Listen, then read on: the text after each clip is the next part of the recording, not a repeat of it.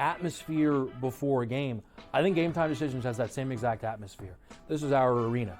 This is what we do. There is going to be an energy to Game Time Decisions that you will feel night in and night out. The excitement you get when you lock your bets in, when you're figuring out what you want to do, we can zone in on the biggest games each night. I want this to be the place that people come to before the games start so they feel as ready as possible to lock in their cards. We are going to hit every single one of those markets that you need to know about. We're going to go through every single thing, and I've got a great team behind me that's going to help me get the job done. There is not going to be a better place, I promise you, than Game Time Decisions to get that new information, react to it, and be able to then bet accordingly. We will have everything at our disposal, and we will use that to our advantage. I'm Kevin Walsh. Tune into Game Time Decisions from 6 to 8 p.m. Eastern on SportsGrid. Jimmy Butler has spread his cancer all over the Heat, and he has ruined their season. I do believe they'll never recover from this disastrous guy that is, purged on him. I mean, he's ruined. Like, they don't matter anymore at all. Like, I watched them play last night. They suck. Pharrell, Coast to Coast, only on SportsGrid. You know, they have a lot of hopes, and they thought last year they were turning the corner. Even early this year, they start turning the corner, and then you lose 13 games in a row. Edmonton chipped away, got a late goal, won the game 4-3. I felt like they dominated the third period. They moved the puck on that power play. It was an exceptional hockey game. It went over the total. Only on SportsGrid.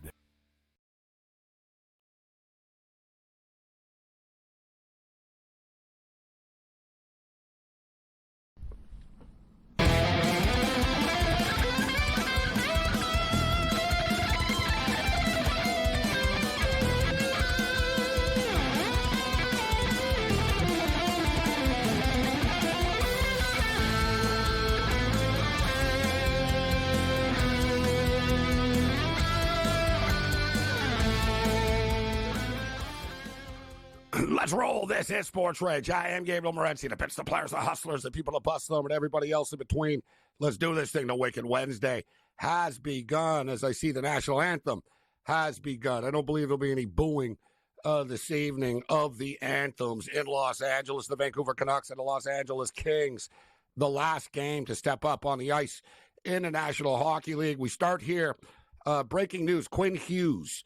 A lot of talk last week about Quinn Hughes potentially playing in the Four Nations Face-Off Championship game. And it was like, is he playing? Is he playing? Is he not playing? And he clearly wasn't ready to play. And there were all kinds of conflicting reports tonight. And I see right now, and this is breaking news, literally and figuratively for real, he's on the ice right now. And as of like 5-7 minutes ago, Vancouver Canuck beat writers were saying he's not playing. That I tweeted out, I said he did the pregame skate, and then they said he wasn't on the ice after. So it appeared as if though it was like, all right, he was going to go, but they decided not to. I see him on the ice right now for the national anthem, which I don't really think it's going to change the number. Sportsbooks don't really get enough action on hockey games to notice player injuries, to be honest. Right? Like tonight, you saw a little bit of a move with the Ottawa Senators because the Senators were just missing so many players tonight. Like all their best players were out tonight, and they still gave it a pretty good effort. The Winnipeg Jets have now won 11 games in a row. Vancouver have struggled coming out of the Four Nations. The Kings have looked good coming out of the Four Nations. They beat Vegas the other night. I think that the Canucks, listen, they're going to get a bump tonight.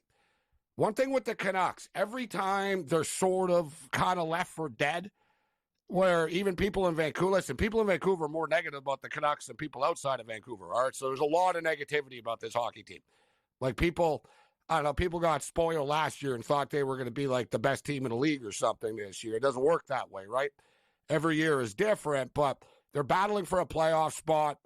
They've lost the last couple of games. It wasn't due to lack of effort, really. They were shorthanded. They're injured, right? They were coming out of the Four Nations. Demko's out again. Quinn Hughes was out. It's sort of one thing after another. It's whack-a-mole for this team. But they do always just punch back when you least expect it. They're like a fighter that's on the ropes, and you're like, oh, this dude's done. And then suddenly, so it's like, oh, look at this, man. Look at this. You know, oh, wow, look at it. They just won a couple of rounds in a row. They're back in it, right? So they are battlers, this team.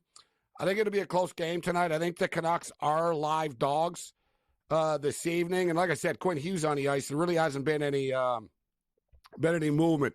The Canucks are plus 150 right now. What I like in this game, and for those of you paying attention, I know a lot of you are because we see you online, we've been on a little bit of an NHL roll so far. And I'm not laying massive prices, but if the team's the favorite and I got to lay the juice, I'll do it. If it's the underdog, I'll do it. If it's a goal prop, I'll do it. We hit the Winnipeg Jets tonight against that shorthanded Senator team. We played under 6.5 tonight in the Devils and the Avalanche alternate line. Under 6.5, minus 160.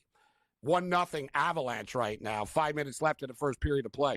We got a total of 5.5 here in the Kings and the Canucks. So what I like in this game, I like the Vancouver Canucks plus 1.5. If the Canucks are going to lose, they'll lose in overtime.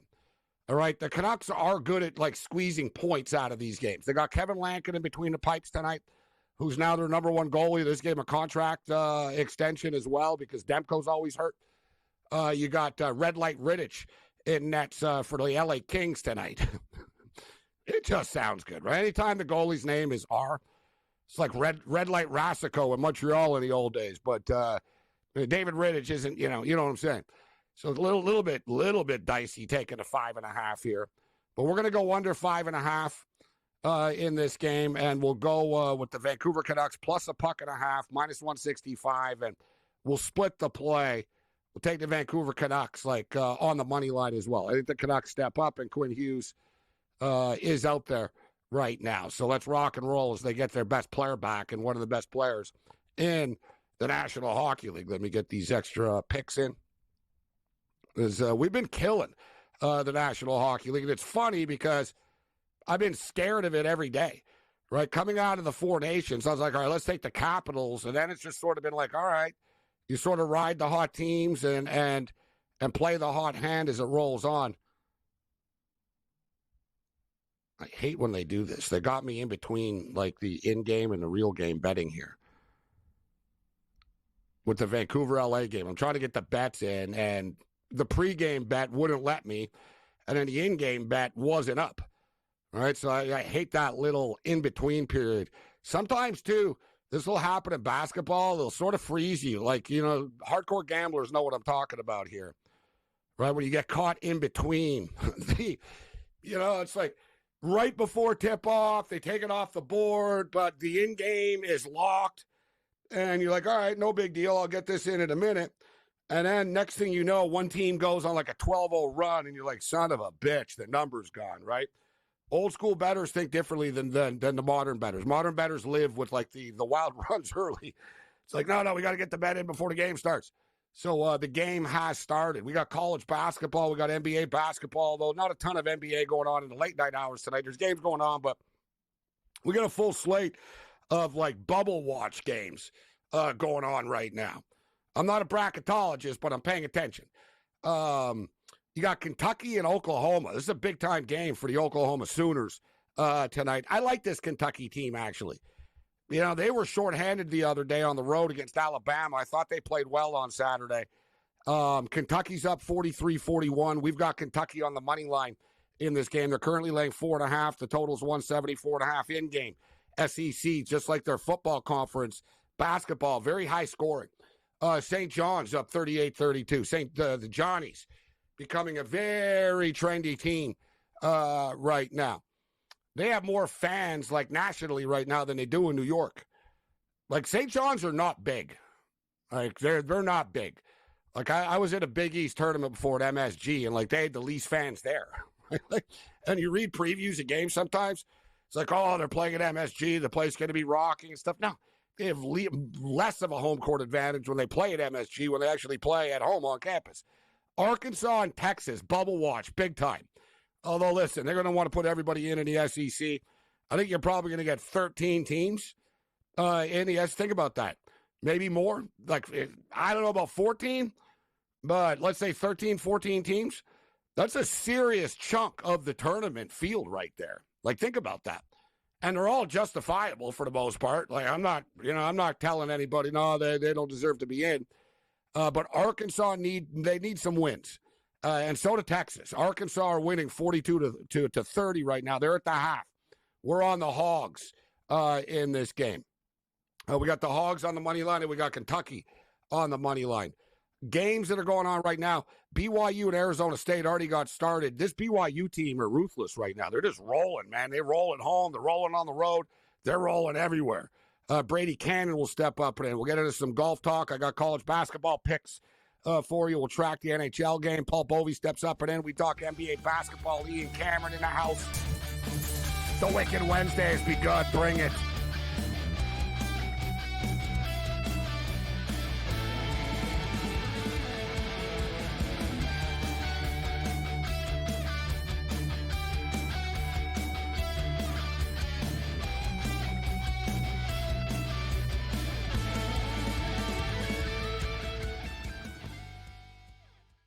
So my team didn't win this weekend, but I still did with this app that's taking over the game. Sports Millions Pick'em lets you make quick and easy predictions. Pick your favorite players, go higher or lower, and you can still win big even if your team loses. Plus, the multiplier is insane. With just a few picks, you can win big money. So get on it. They've got a welcome bonus to help you start off your winning streak.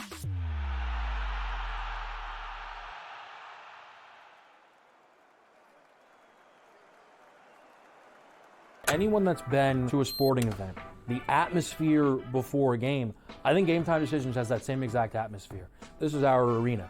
This is what we do. There is going to be an energy to Game Time Decisions that you will feel night in and night out. The excitement you get when you lock your bets in, when you're figuring out what you want to do, we can zone in on the biggest games each night. I want this to be the place that people come to before the games start so they feel as ready as possible to lock in their cards. We are going to hit every single one of those markets that you need to know about. We're going to go through every single thing, and I've got a great team behind me that's going to help me get the job done. There is not going to be a better place, I promise you, than Game Time Decisions to get that new information, react to it, and be able to then bet accordingly. We will have everything at our disposal, and we will use that to our advantage.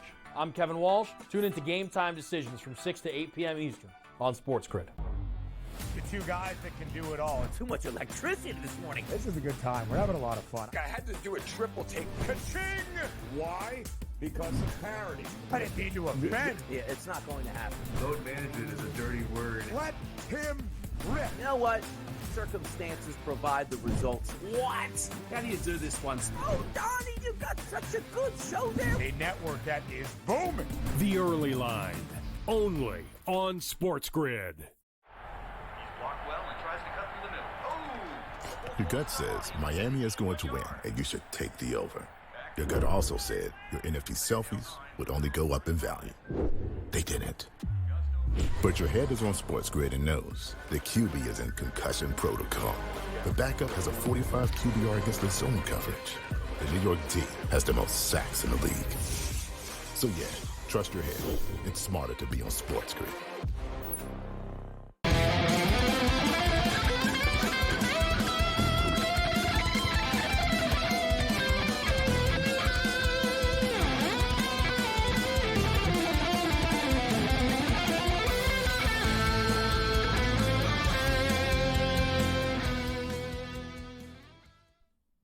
Let's roll. This is SportsRage. I am Morency. The pits, the players, the hustlers, the people who bust them. Everybody else in between the Wicked Wednesday has begun.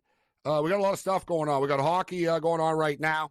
An important game. All these games are actually important in the National Hockey League from here on out. Although I will say this, the season's too long. So we're coming back from this Four Nations right now. And to put in context, the Vancouver Canucks come into tonight. They have 50 days left in the regular season. There's that much time left. Like, if, I mean, you sort of think like, oh, March Madness and the playoffs are around the corner. It's like, not really. Like, when I saw that, I'm like, wow. And to get this, the Canucks play 25 games in 50 days. That's like how they end the season. They play 25 games in 50 days, 13 of them at home, 12 of them on the road, starting tonight in Los Angeles. Still scoreless right now, 6 minutes in.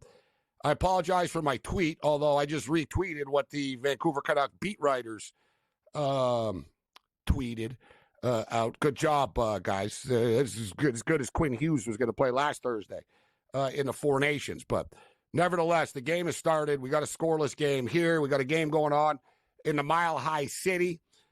Big-time game there as well with the New Jersey Devils and the Colorado Avalanche. 1-0 for the Avalanche right now, late in the first period of play. And we got a golf tournament to break down. We got Brady Cannon in the house. We got NFL talk. We got golf talk. We got it all tonight. Brady Cannon, Cam Stewart in the house. Good to see you tonight, Brady. How you doing tonight? Hey, great to be back with you guys. Gabe and Cam, you're the hockey experts. I got to ask you guys, Devils Avalanche, possible Stanley Cup final preview? Yes? No? No. Devils are not making the cup. I like Colorado better than New Jersey, too. I think there are a couple of, are the Devils popular? Are a lot of people, backing the Devils? Because I think the Avs are under the radar. But are the Devils, Start of the year, Devils, people loved them, Gabe, right? No, last year the Devils were super trendy. And they ended up getting their coach fired.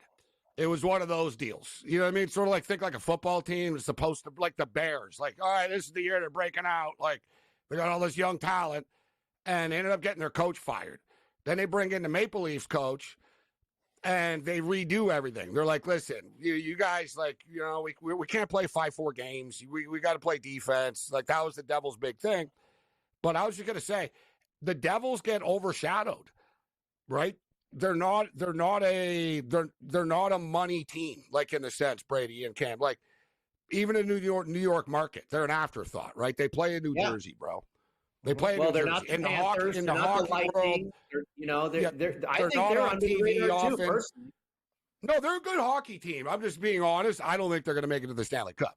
I'll tell you, Like, Brady, you know at the start of the year, the Devils had the most, tons of tickets. Like, they were everybody's darling. Gabe's right. Like, the Devils, this is going to be their year. They got new coach, that whole thing about these guys is it's the same old story. Like, people talk about the Leafs. Well, the Devils haven't really, you know what I mean? Every year they're supposed to be the darlings. Well, I'll take the Toronto Maple Leafs. I don't care about their stupid history of getting bounced. I look at the East, it's weak, and I think they're a good number. They're actually playing really good hockey. They came back from 3 goals down against Boston. They got goaltending now. I'm telling you, man, this could be the year.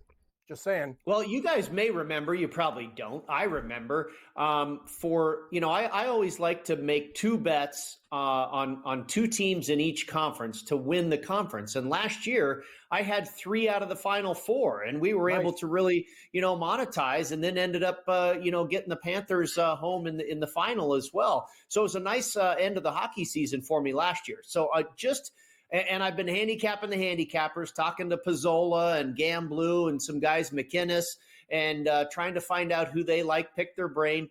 I landed on 2 in the Western Conference in the Avalanche and the Vegas Golden Knights. And in the East, I took the Leafs and the Devils. Those are my 4 teams this year. Interesting. I'd take 3 out of 4 in the dance again. So I can't argue.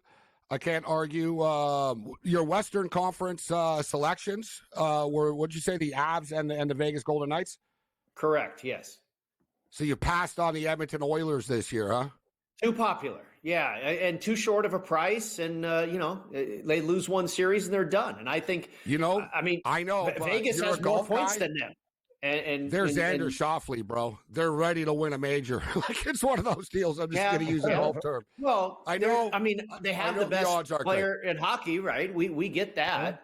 No, I think there's, put it this way, I think there's more value on Vegas and Colorado. You're not crazy. The other day, I'll ask Cam, who are your 2 teams for each conference? I'll go with Colorado for sure.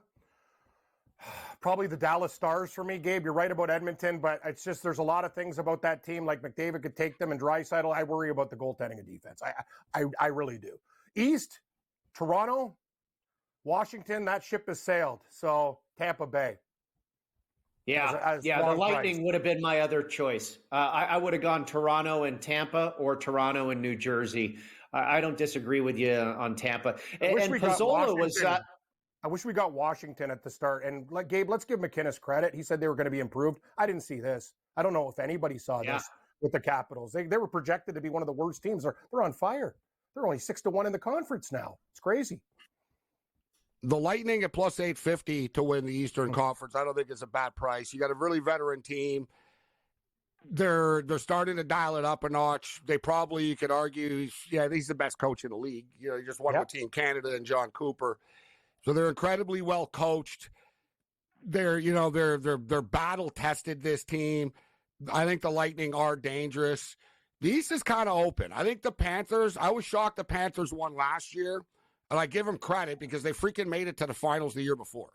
And number one, it's just super hard to do that, to get back to the finals, and especially in hockey. Like, not that it isn't in any sport psychologically, guys, but in hockey, you got to play a lot of games, man. Like, you make it to the Stanley Cup finals. Like, you know what I mean? And then they go all these game sevens, and it adds up. And it's a lot of hockey that you play, and it's finally catching up to them.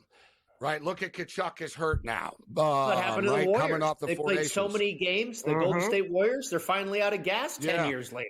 Yep. Dude, you added up, Brady. You look at all of Curry's games. It's actually like an extra couple of years out of a career. I saw that with Tom Brady. Tom Brady played nearly 3 years of playoff football. 3 years, like, added on to his career of just playoff games.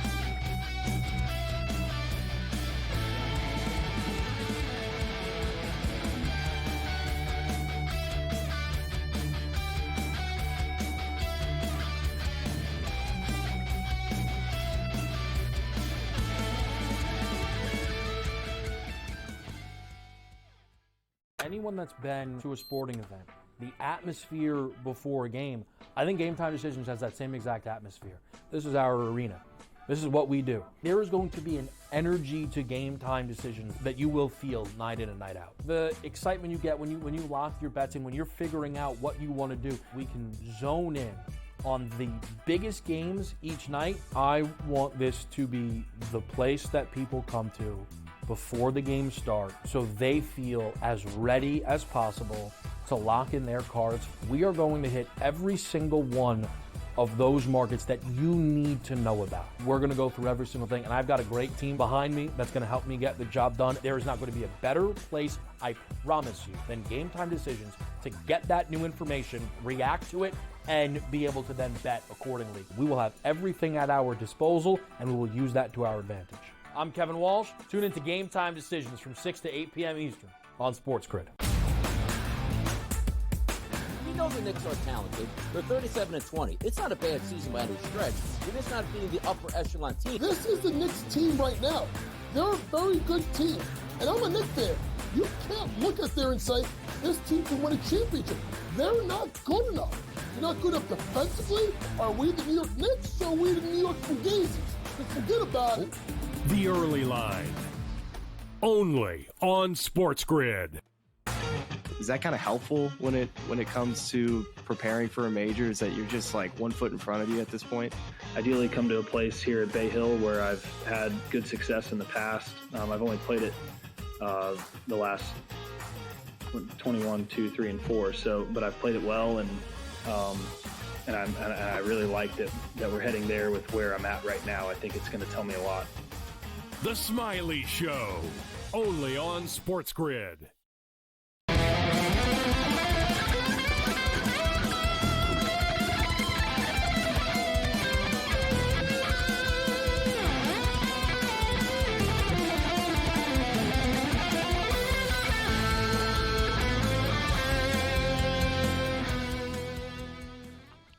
Let's roll. This is SportsRage. The Vancouver Canucks strike first. They take a 1-0 lead over the Los Angeles Kings. All right, we'll get into the golf. We'll get back to the hockey picks after. I'll give you my picks for the conferences.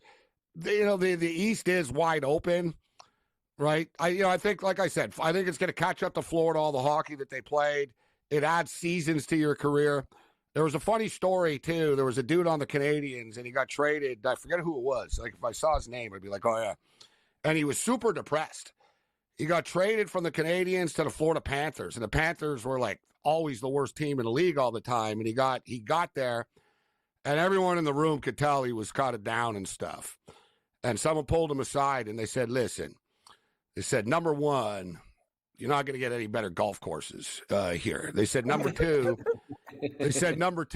there's no media. Nobody cares, man. Like they said, they said, number three, it's tax free.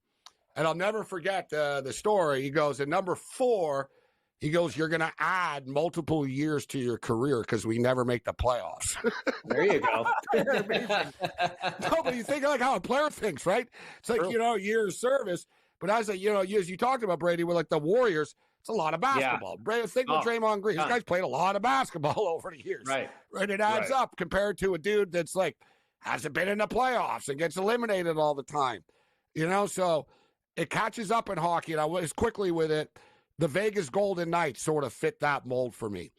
At times, I really want to buy into Vegas. They're just, they're like Tampa. They just know how to win games. They got a bunch of like big dudes. They play great playoff style hockey, but they're pretty beat up, right? And these guys, they have a lot of players. They played in the Four Nations. They're guys. Theodore gets hurt. Stone played his heart out here. Eichel gets beat up and banged up. I think it could catch up to the Vegas Golden Knights. I kind of think Colorado just aren't good enough this year. I think people are dismissing the Winnipeg Jets. Like, you know what I mean? Like, people are like, oh, the Winnipeg Jets haven't done it before. Well, very few teams have. Like, there's only a few teams that really have one. And, like, if you want to hype up the Maple Leafs, like, the Jets are on an 11-game win streak. Like, the Jets are terrorizing teams on the road, at home.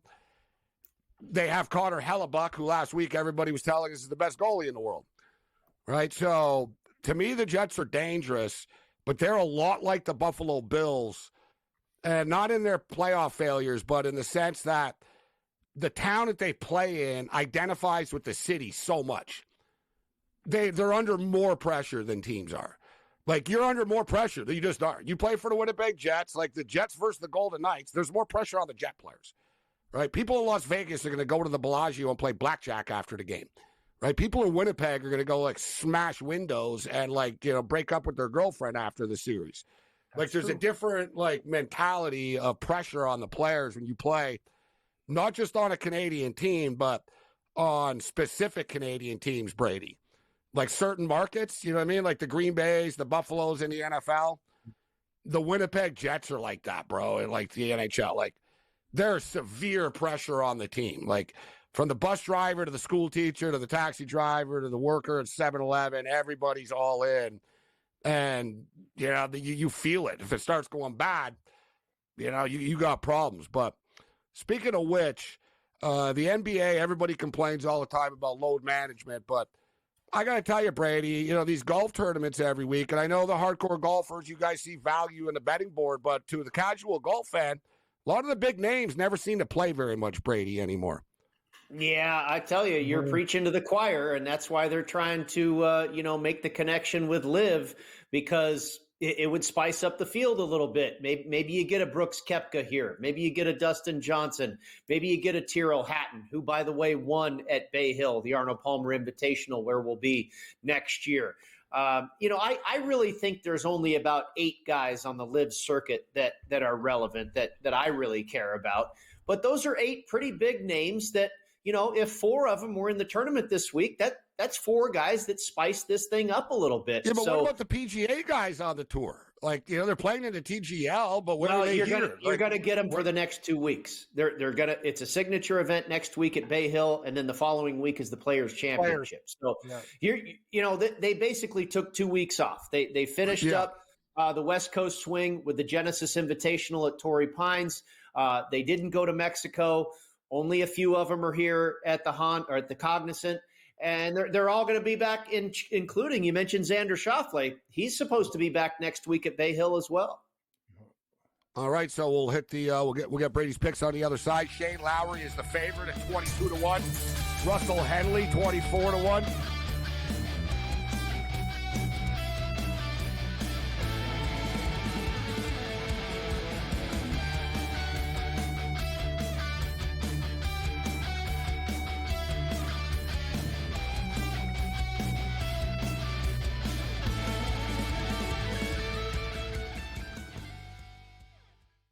anyone that's been to a sporting event, the atmosphere before a game, I think Game Time Decisions has that same exact atmosphere. This is our arena.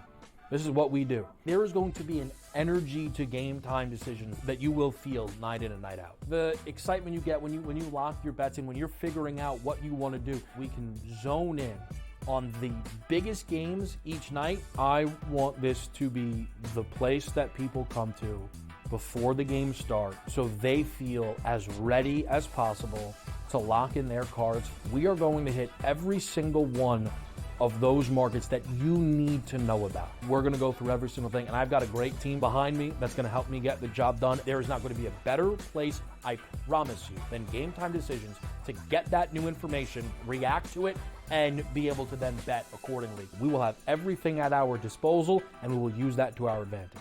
I'm Kevin Walsh. Tune into Game Time Decisions from 6 to 8 p.m. Eastern on SportsGrid.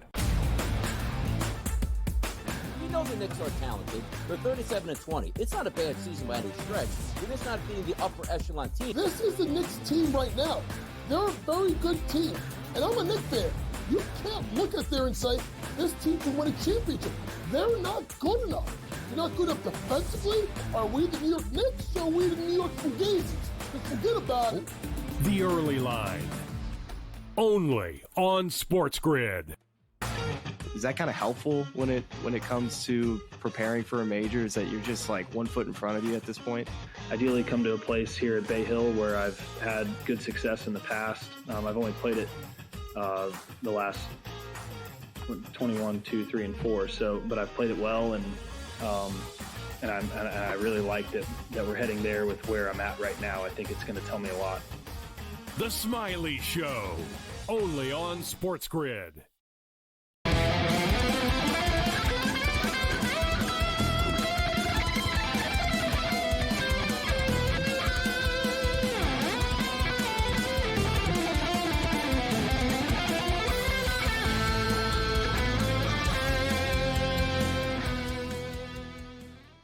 All right, let's get down to some golf picks right now. We got one of the best in the business, Brady Cannon. So, Brady, I know you like to these tournaments. We can talk about the lack of the big star players, but from an odds perspective, it always presents value. Look, the lowest favorite on the board here is at 22-1, and you're getting big numbers all the way through. So, who should we be taking a look at this week?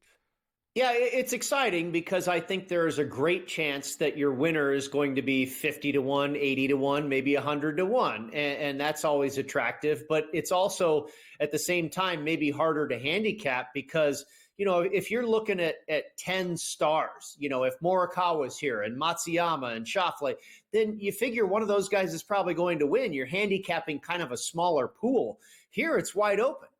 I went with all long shots except for two guys. I figured I had to have a couple of the shorter shots on my card at least. And I went right to the top of the board. I went with Shane Lowry. He is the very best player in the field this week on the Florida swing. He is better. He's better at the Cognizant, Bay Hill, the Players, and the Valspar, better than this entire field in his career. The last three events, he's finished 5th, 4th, and 2nd here. He's never missed a cut in 7 visits. So I had to go. And, Cam, you know this. There's a ton of crossover here with British Open champions or people that have had success in the British Open.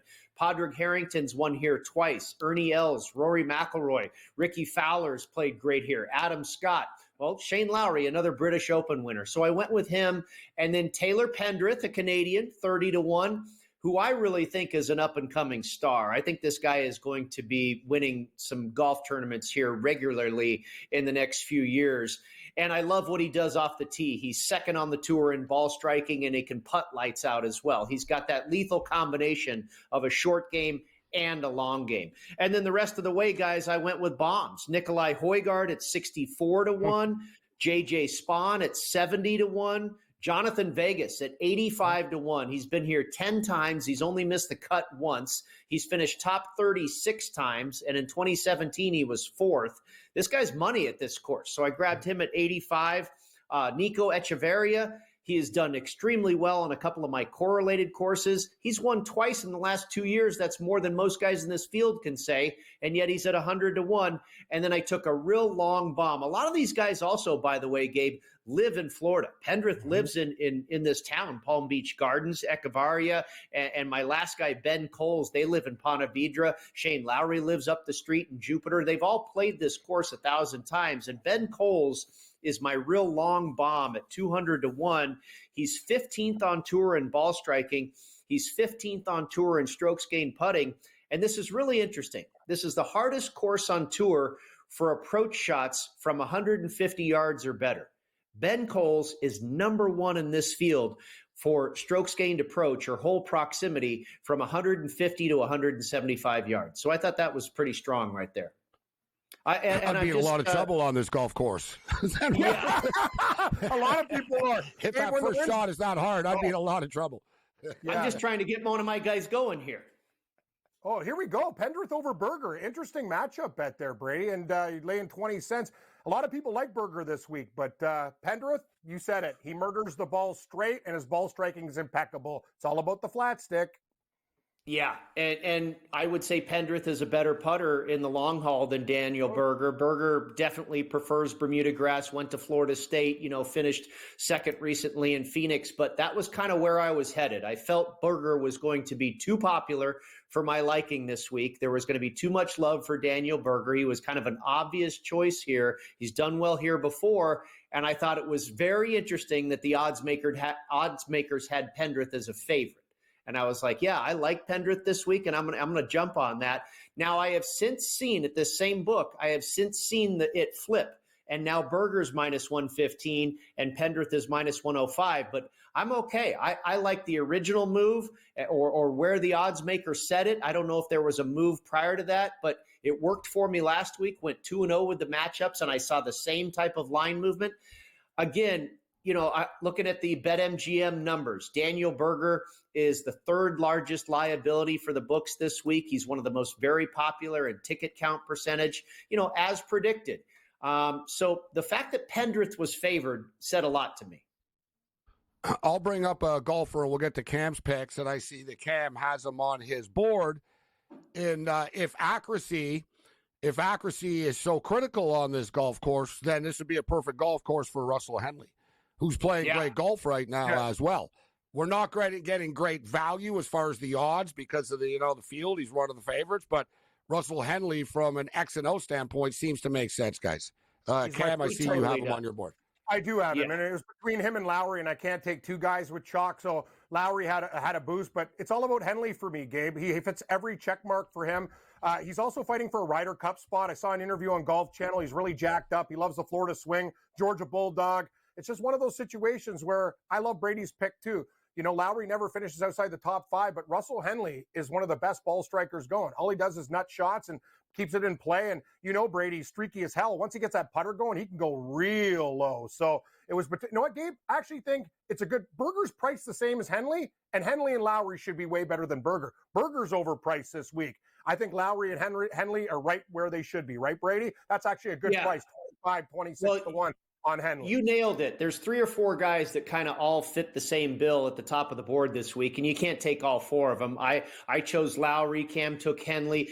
By the way, Billy Horschel and Eric Cole on your card. I know some very sharp people that I respect as far as, golf picks are both on Eric Cole and Billy Horschel. Horschel, the Florida Gator, loves putting on Bermuda, has done very well at this tournament in the past, so I can't argue with him at all. All right, Brady, before we get you out of here, we have a segment. We have a bit on the show. It's called The Best of X, and it's stuff that I see online that I think is worth bringing up on the program. And I saw this earlier in the week, and I thought it would be fitting on our golf night tonight. Let's roll it.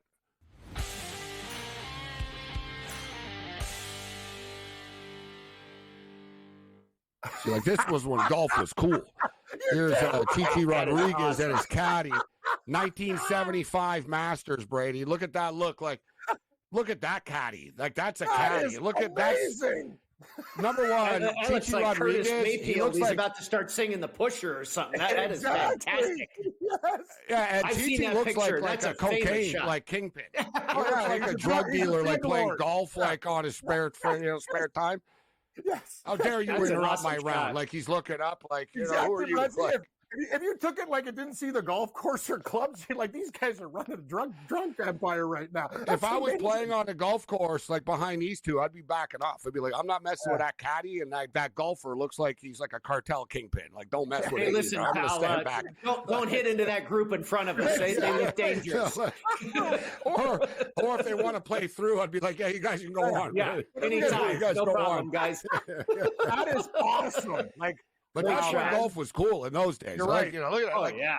Well, like you I know, saw our Arnie boy and Hogan, Dubsy. those guys they used to smoke a lung dart. You know, they'd be on the first tee and they'd have a grit going. I mean, yeah, no doubt reminds me about of it. my I mean, grandfather, Brady, looking at this, the wardrobe, like the sweater, the pants, like that 70s, the 80s, the sweater look. But see, our boy Dubsy the other day had a golf video, and he said, "What do you guys think?" And he was asking about his outfit.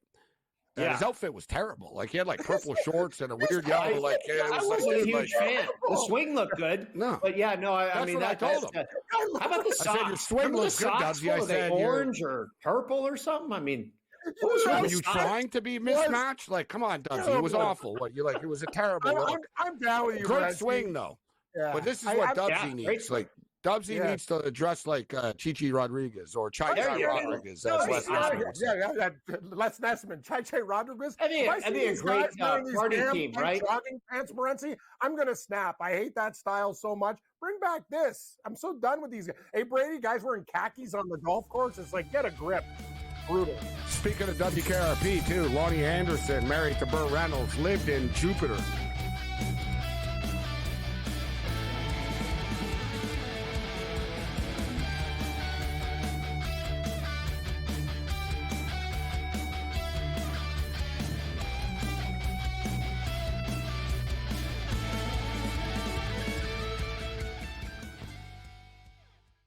Anyone that's been to a sporting event, the atmosphere before a game, I think Game Time Decisions has that same exact atmosphere. This is our arena. This is what we do. There is going to be an energy to Game Time Decisions that you will feel night in and night out. The excitement you get when you lock your bets in, when you're figuring out what you want to do, we can zone in on the biggest games each night. I want this to be the place that people come to before the games start so they feel as ready as possible to lock in their cards. We are going to hit every single one of those markets that you need to know about. We're going to go through every single thing, and I've got a great team behind me that's going to help me get the job done. There is not going to be a better place, I promise you, than Game Time Decisions to get that new information, react to it, and be able to then bet accordingly. We will have everything at our disposal, and we will use that to our advantage. I'm Kevin Walsh. Tune into Game Time Decisions from 6 to 8 p.m. Eastern on SportsGrid. We know the Knicks are talented. They're 37-20. It's not a bad season by any stretch. They're just not being the upper echelon team. This is the Knicks team right now. They're a very good team. And I'm a Knicks fan. You can't look at there and say, this team can win a championship. They're not good enough. They're not good enough defensively. Are we the New York Knicks or are we the New York Fugazis? Just forget about it. The Early Line. Only on SportsGrid. Is that kind of helpful when it comes to preparing for a major? Is that you're just like 1 foot in front of you at this point? Ideally, come to a place here at Bay Hill where I've had good success in the past. I've only played it the last 21, 2, 3, and 4. So, but I've played it well, and I really like that we're heading there with where I'm at right now. I think it's going to tell me a lot. The Smiley Show. Only on SportsGrid.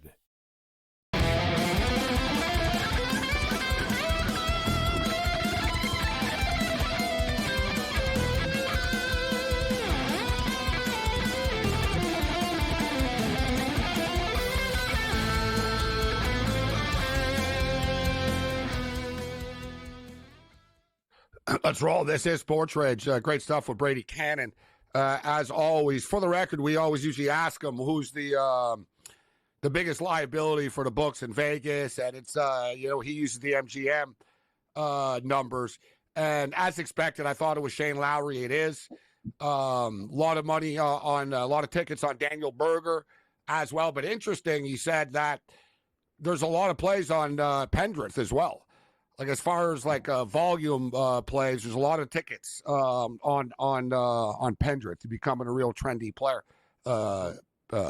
Taylor Pendrith is trendy, just like Paul Bovey. Paul Bovey sets the trends. He was drinking cafe latte long before Starbucks was even open. What's up, Paul? Paul. That's right. I'm wearing my Eddie Bauer shirt today. I set the trends, man. You know what? I'm not a Starbucks guy anymore, by the way. I found this new coffee place, Dutch Brothers. So I pull into there in Vegas about 3-4 months ago, and there's a huge line at the drive-thru. I said, let me try this place out. Coffee was great. I go out, buy the stock at $29. It promptly goes to $82. Sitting at $75 right now. But they are the up-and-comer to Starbucks. Starbucks is like... I love you, Paul. That's the best. They're like MySpace. You know what I mean? They're like yesterday's news. Yeah, they're obsolete. Yeah. Like I like though when you brought it up, I was gonna kiddingly ask, will you own one of the locations or something? Of course, now you bought some stock, and now you're like, the company took off. So it's some good stuff. How do you feel about Tim Hortons coffee? I know you spent a lot of time in Canada, Paul. What about Tim Hortons? You know, I'm going to give props to Tim Horton. First of all, they have an app. And I was in a building. It was right outside, Blue Jays Rogers Stadium there. And there was a Tim Hortons literally about 50 to 75 feet from the door. So here it is. It's like minus, you guys use Celsius, I'll use Fahrenheit. It's like 15 degrees. And I say, it's a short walk. I'll go out in shorts and a shirt. It was no problem. Coffee would be ready. My double espresso was $1.99, which is unprecedented. So cost, efficiency, Tim Hortons gets an A+. The espresso itself was like, it was okay. Yeah, there's big coffee wars. Right. So Paul was cutting it out for a second, but it sounds like he's all right right now. I didn't play the game, Paul. I watched some of the game tonight. The number wasn't really intriguing to me. The Philadelphia 76ers are getting lit up all the time. I kind of thought the Knicks would smoke them. They ended up not covering. Philadelphia ends up getting the cover tonight. But I think let's start off with the story of the night tonight in the NBA.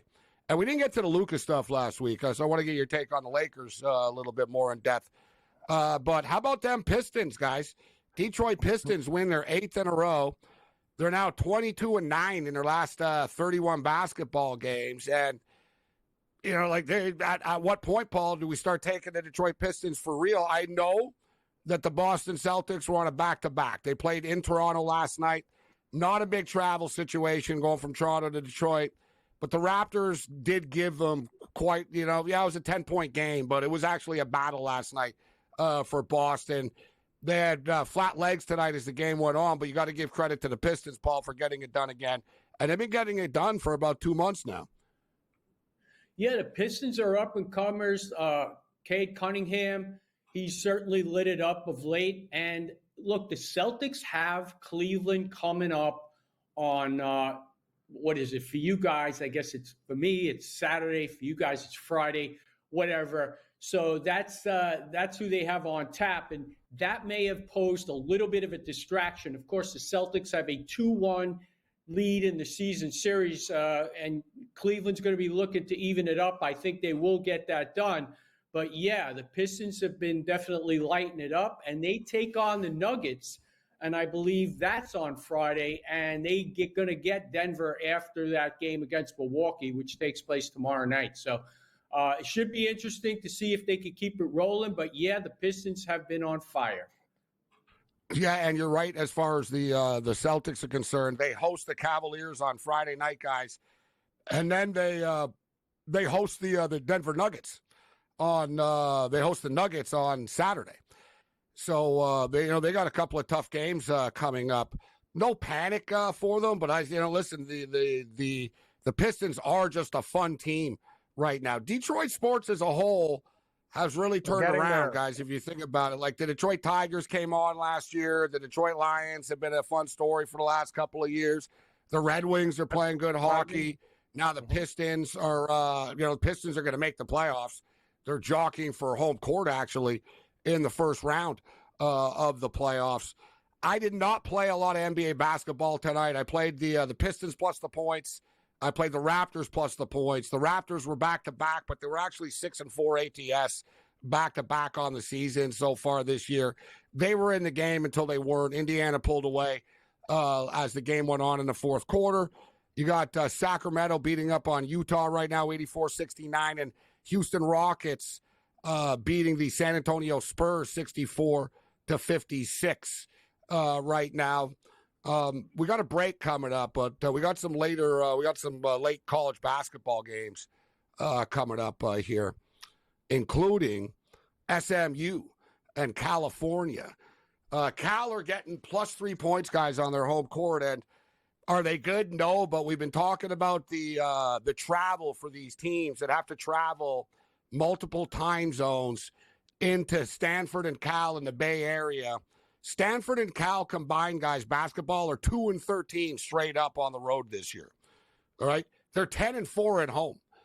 Like, teams struggle when they go into the Bay Area. And we saw the same thing in college football, right? We saw, like, the Miami Hurricanes nearly got knocked off by Cal. Stanford, were knocking teams off, even though they were kind of a mediocre football team. They were winning games. This travel stuff for these college kids that aren't used to it is real. And it's a disadvantage for them. I think Cal is at the lock of the century, but as Paul Bovey would say, there's our degenerate weasel play of the night. The Cal Golden Bears plus 3 points on their home court. You like that, Paul? Yes. Yeah, I'm trademarking that. That's can't The touch. degenerate weasel. Oh, yeah. Yeah, go ahead. Just don't put my face on the picture. I'm fine. You can put mine. I don't care.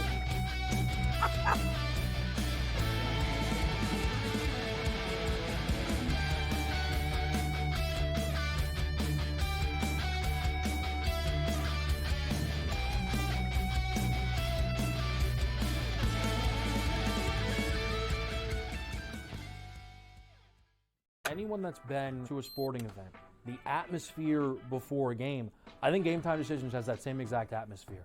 This is our arena.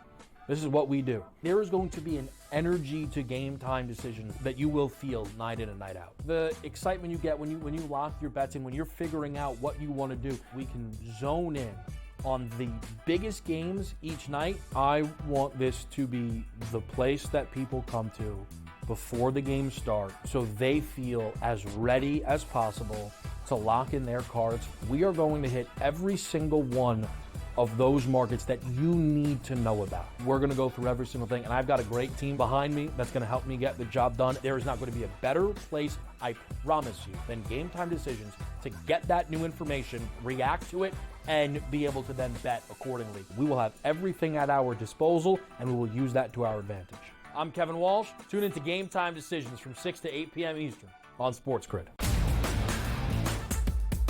We know the Knicks are talented. They're 37-20. It's not a bad season by any stretch. They're just not beating the upper echelon team. This is the Knicks team right now. They're a very good team. And I'm a Knicks fan. You can't look at there and say, this team can win a championship. They're not good enough. They're not good enough defensively. Are we the New York Knicks or are we the New York Fugazis? Just forget about it. The Early Line. Only on SportsGrid. Is that kind of helpful when it comes to preparing for a major? Is that you're just like 1 foot in front of you at this point? Ideally come to a place here at Bay Hill where I've had good success in the past. I've only played it the last 21, 2, 3, and 4. But I've played it well, and I really liked it that we're heading there with where I'm at right now. I think it's going to tell me a lot. The Smiley Show. Only on SportsGrid.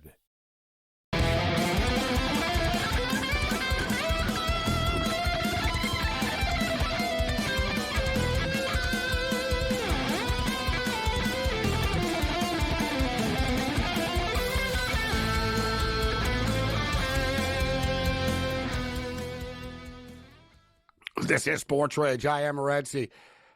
SportsGrid Radio and Television Network, Sirius XM Channel 159. As long as Paul Bovey's in the house with us right now, and he is the international gambler that he is. We've got a couple of little mini stories brewing here. ESPN is reporting 4 New Orleans men's basketball players have been suspended since late January, or actually suspended for NCAA violations related to sports gambling. According to multiple reports, the university's only official public statement about the matters described the reasons for the suspense as unspecified violations of team rules. Yeah, betting against the teams, a violation of team rules, evidently. James White, Josh Short, Day Hunter, and Jamon Vincent have not played since the Privateers' loss on January the 27th. No one really knew the reason why. Multiple gambling industry sources tell ESPN that a betting ring under federal investigation placed bets on 2 New Orleans men's basketball games this year, the December 28 game against McNeese State and January 11th against Southeastern Louisiana, attracted bets from sportsbooks accounts associating with a betting ring that are connected to former Toronto Raptor player Jonte Porter. Like, I don't know what the hell Porter had his hand in. And, like, all these guys sitting on the bench at NBA games. He's got money on New Orleans Privateer games. I don't know what the hell's going on. But they have a list. So the teams, and, of course, Temple, huh? I tell you, like, is there a more corrupt university after Michigan State than Temple? Amazing. I was waiting for Hey, first guys, Bill Cosby and now this, but all right, so I'm kidding. I'm kidding. Oh, it's amazing. Oh, Greg's getting angry. I think Fresno State was in the news last week too. They're part of it. Probe. Yeah. They have their own little thing. And I'm just kidding about Temple. I'm pro Temple. I bet on them last week. All right. But the ring also plays. Why should anybody be surprised about this? Come on, man. These kids, they're not going to make any money. They're not going to the pros. Exactly. Why wouldn't you take the money? You know, the thing is, you don't know what need the problem is, Paul? I was going to say, sorry, but the problem is for these kids nowadays. In the old days, though, these kids could bet, and they would do this stuff like the Arizona State stuff. It's done with bookies, right? There was the Michigan, the guy at the car place, the car plant. The problem is these kids are so dumb. They're betting at like DraftKings and FanDuel and stuff. Exactly. That's a good point. Right? So like like you were going to say, Paul, they have accounts and they're like, well, I'll open an account and they won't know that my cousin put the bet in or my girlfriend. It's like, yeah, they will figure this out, kid. And look at the schools. When they have bookies, have bookies, you can't get off $50,000 on a game. You needed a guy like Axel Fried. Remember Axel Fried? Axel Fried was the guy, James Caan in The Gambler, which everybody's seen the movie and the remake with Mark Wahlberg. And basically, he offered this guy just some money to shave points, and he took it, and that's the way it went back then. And now it's just too easy. The market's too liquid. There's too many options, and there's too much temptation out there, and that's why this happens. But these are small schools, Paul. Like, Gabe, when you see unusual action on McNeese State, New Orleans. Actually, like, it's not even like big conference games. Like these guys can just check this out and go, "What the hell? Why is there so much action on these weird small?" Because it's number one, it's a hell of a lot easier to get to a kid that plays for North Carolina A&T than it is to play for the North Carolina Tar Heels that's making millions of dollars in NIL money already, right? True. But that's the problem. Like with these dudes, like they're betting these games. And obviously it's going to raise red flags, especially if all the money's coming in on one side on a Mississippi Valley State game or a North Carolina A&T game. But the bettors also have ties to 2 NBA betting cases, including one that led to former Toronto Raptor Jonte Porter being banned from the league. Fresno State suspended 2 of its top men basketball scorers on Saturday and removed a 3rd player from the team amid reports that they're subject of a gambling investigation. I like that Fresno State says they're being withheld due to an eligibility matter. That's a good lawyer term. They're under investigation. Eligibility. Got a little eligibility matter here. But I remember the late, great Dave Malinsky. There was like, it was a story like this. And Dave said, oh, people overreact to this stuff. And he brought it up. He knew the number. He goes, Gabriel, he goes, there was 275,000 sporting events played in the world last year. He goes, 50 of them were fixed. Like, it's not a big number, right? Like,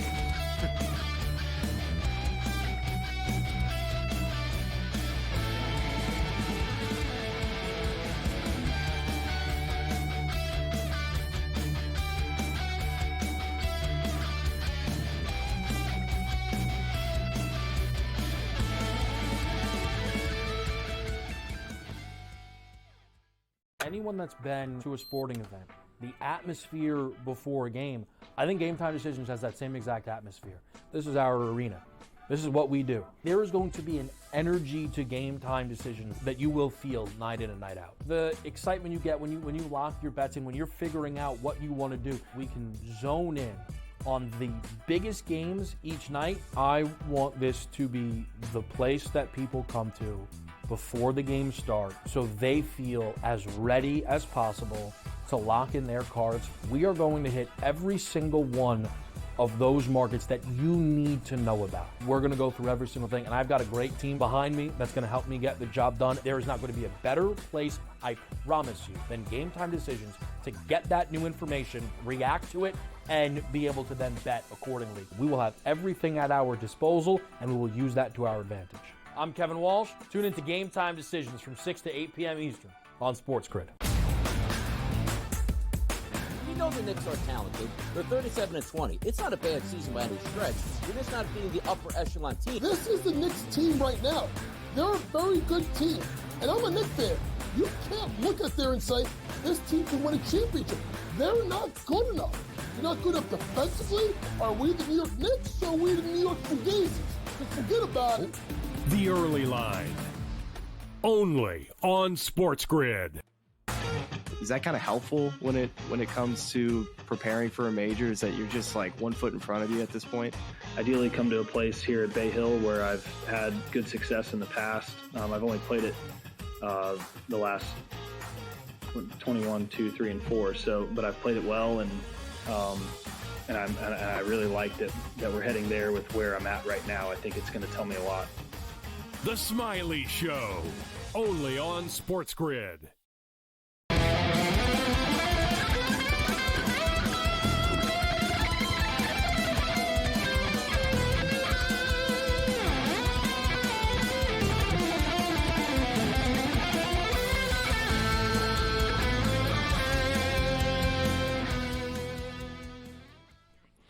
All right, last night at the Crypt, it was the Luka Doncic show against the Dallas Mavericks at the same arena right now. We got a hockey game going on. You would never know looking at it, but we are in the same arena. 1-0 early in the second period of play. The Kings have a power play right now to start the second period for the next minute and a half. 18:30 left in the second period of play. But, Paul, I wanted to get your take, your more deeper context take. We really didn't get to it much last week. I think just sort of in passing.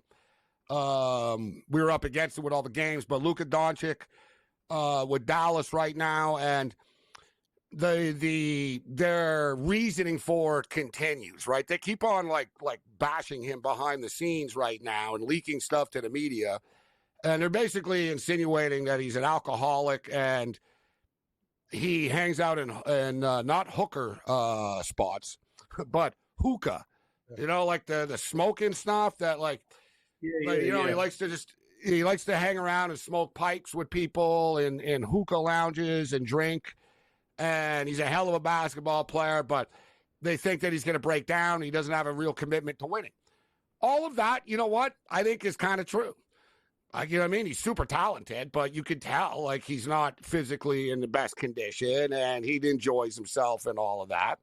But with all that being stated, the irony to me of you trading him because of health concerns and lifestyle concerns for a player in AD who is 7 years older than he is, who is one of the most why don't you trade him for Joel Embiid, Paul, at this point? Like of all players in the league. So my whole deal with this, I don't think it's some ultimate sin they traded Luka Doncic. But for me, what I don't understand is why they didn't do it in the offseason and or tell everybody they're doing it. at least, instead of doing some little secret deal with the Lakers because buddies with Rob Pelinka in Dallas right now. I just don't understand the Anthony Davis part of it. But with all that being stated, as we saw last night, you drop AD on that Maverick team, and they won't be an easy team to deal with. But he's going to be hurt all the time. What's your professional NBA opinion, Paul, of the Luka Doncic situation? Are you a pro or anti-Luka guy? Is it being overblown a little bit? Because he does have his deficiencies, but he's also a hell of a player. What's your take? I think they're embellishing the problems right now. And why wouldn't you be? Because AD has only played one game. Certainly he got hurt. Yep. Well, yeah, you have to have. I mean, he's missed God knows how many games the last 4 years. And now he comes over. You figure, all right, maybe they did a physical on him. Everything's going to be okay. And they'll win the championship this year, at least compete for it. He hasn't played. So, of course, you're going to chirp and somehow defend your position here. But it made no sense to me whatsoever, just because of the age disparity coupled with the productivity and the durability. And you can say whatever you want about Luka, but he's got his best years ahead of him. He plays most of the games. He has some calf issues along the way, but compared to AD, he's an Iron Man. So I just didn't get it.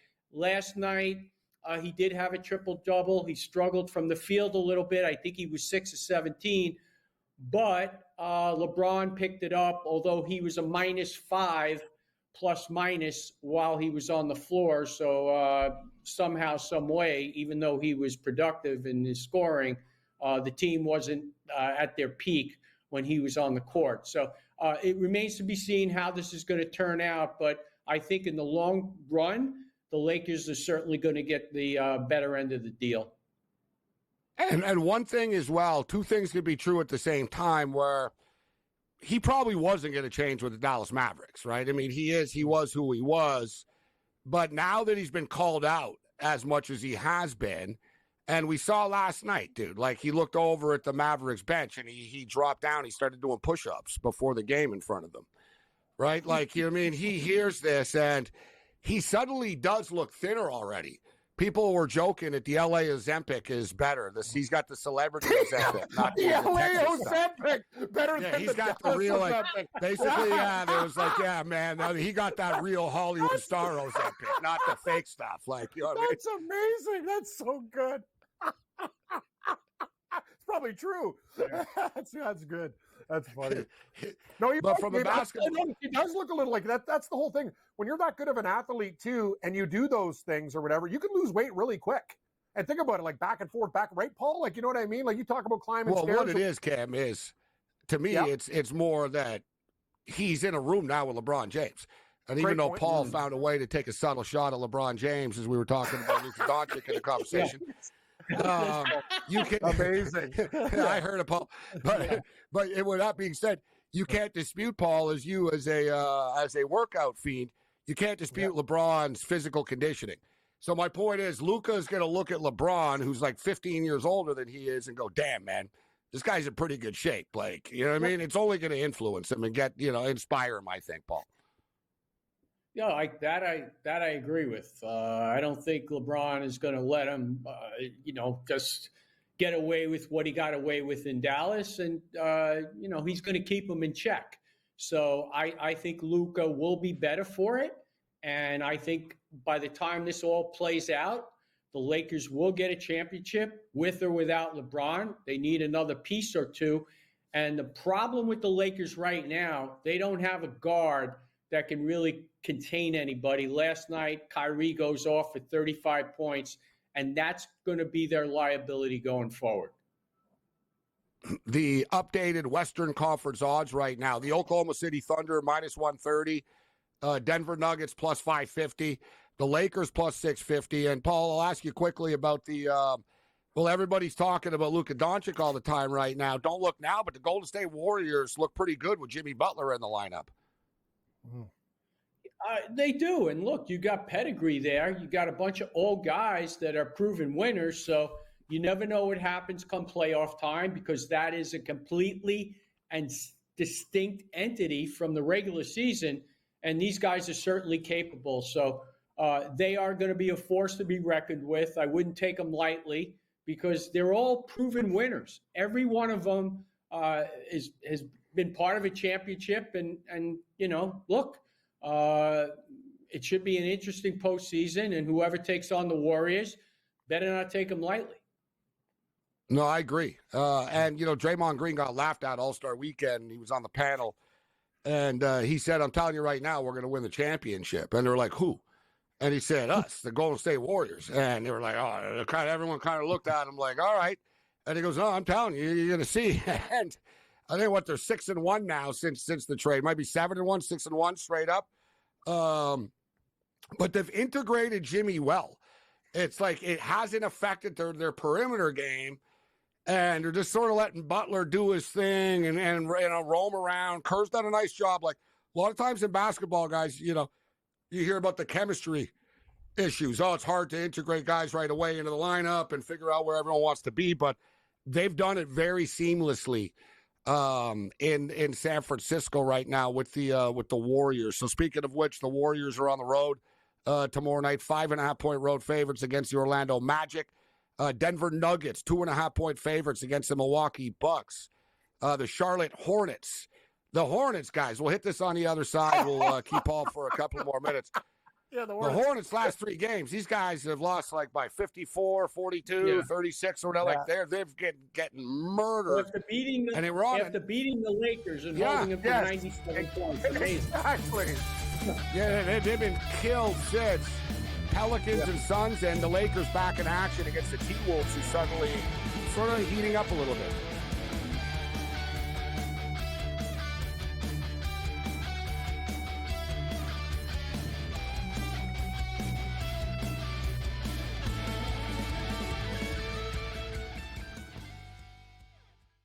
So my team didn't win this weekend, but I still did with this app that's taking over the game. Sports Millions Pick'em lets you make quick and easy predictions. Pick your favorite players, go higher or lower, and you can still win big even if your team loses. Plus, the multiplier is insane. With just a few picks, you can win big money.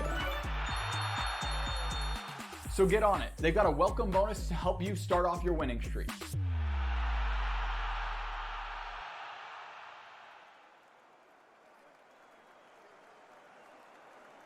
Anyone that's been to a sporting event, the atmosphere before a game, I think Game Time Decisions has that same exact atmosphere. This is our arena.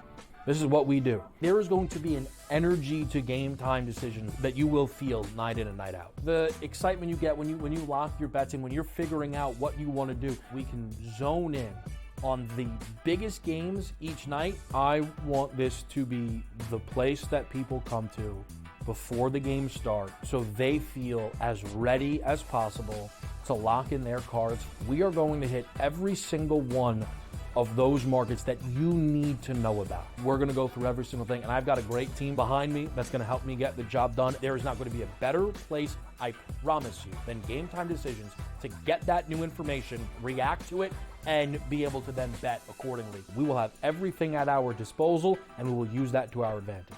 I'm Kevin Walsh. Tune into Game Time Decisions from 6 to 8 p.m. Eastern on SportsGrid. The 2 guys that can do it all. Too much electricity this morning. This is a good time. We're having a lot of fun. I had to do a triple take. Ka-ching! Why? Because of parity. I didn't mean to offend. Yeah, it's not going to happen. Load management is a dirty word. Let him rip. You know what? Circumstances provide the results. What? How do you do this one? Oh, Donnie, you got such a good show there. A network that is booming. The Early Line, only on SportsGrid. Your gut says Miami is going to win, and you should take the over. Your gut also said your NFT selfies would only go up in value. They didn't. But your head is on SportsGrid and knows the QB is in concussion protocol. The backup has a 45 QBR against the zone coverage. The New York D has the most sacks in the league. So yeah, trust your head. It's smarter to be on SportsGrid.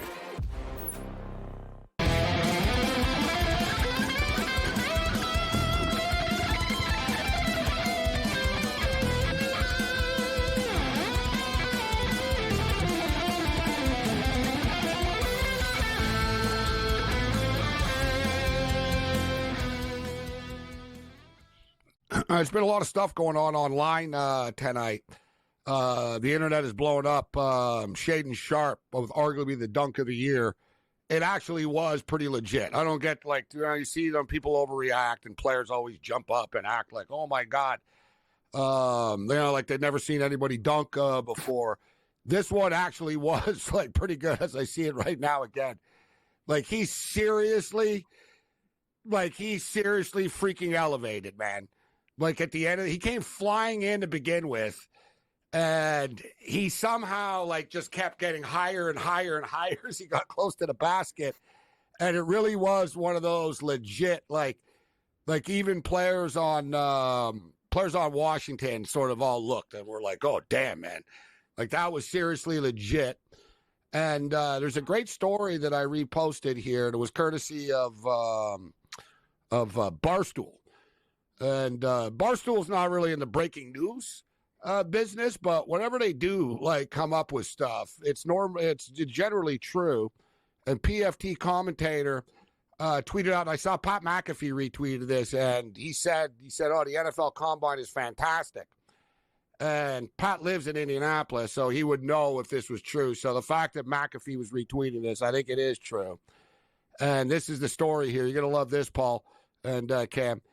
And I don't know who your favorite NFL reporters are, Paul, but the story is, I'm hearing it, there was literally a serious big-time media confrontation at a Starbucks in Indianapolis between two NFL newsbreakers.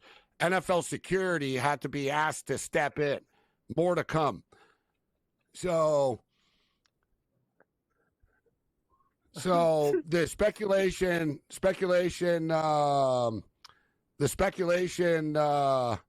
out there at first is and for the record, Schultz and Ian Rappaport were going at it pretty hard today on Twitter. But people were like Jay Glazer. So number one, Jay Glazer knows MMA and is pretty ripped, Jay Glazer. I saw him at this year's Super Bowl. I've seen him a bunch of times, but I was actually right next to him this year. And I actually you actually look at him and you're like, yeah, you probably should have messed with this guy. Jay Glazer, no one in the NFL media is messing with Jay Glazer. Guy works out and parties with Chuck Liddell. Adam Schefter, people are like, is it Schefter? Schefter makes $14 million a year, and he's not getting into a fight with someone in Starbucks.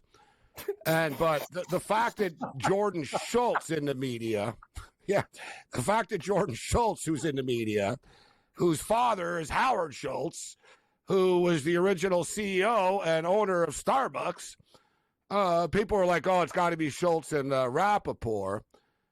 We're told that Rappaport was talking to an agent. Schultz approached Rappaport and said, we need to talk, or specific, or something worse to this effect. We need to talk. I love it. That's great. So you're telling me the son, the owner of the Starbucks CEO, gets into a fight with Ian Rappaport in a Starbucks? Paul, who says the Indy Combine isn't fun, huh? Yeah. I got to start following it. I really haven't been on top of it, but sounds like General Hospital back in the day, man, Yeah, these reporters don't like each other. So no, all these guys, they're breaking news. They all who tweeted it out first, and then they fight about it after. So speaking of football, this is a good one here. This is a great video. Best of X, NFL sumo style. Let's roll.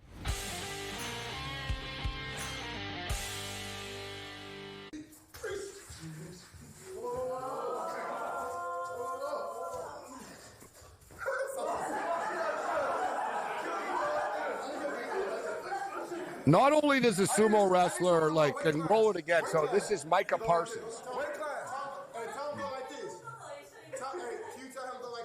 This is Dallas Cowboy stud Micah Parsons. And roll it another time here, guys. Micah Parsons trying to take down a sumo wrestler.